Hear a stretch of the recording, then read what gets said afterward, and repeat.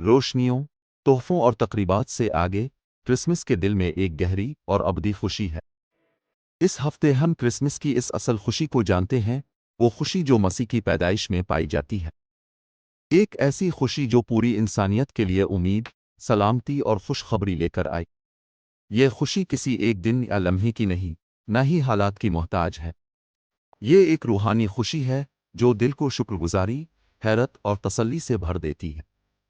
ये हमें खुदा के दिल को दिखाती है कि खुदा अपनी मखलूक से खुश है और चाहता है कि हम भरपूर और बामकसद जिंदगी जिएं। दोस्तों, ये खुशी सिर्फ क्रिसमस के दिन के लिए नहीं, बल्कि हर वक्त, हर मौसम के लिए है।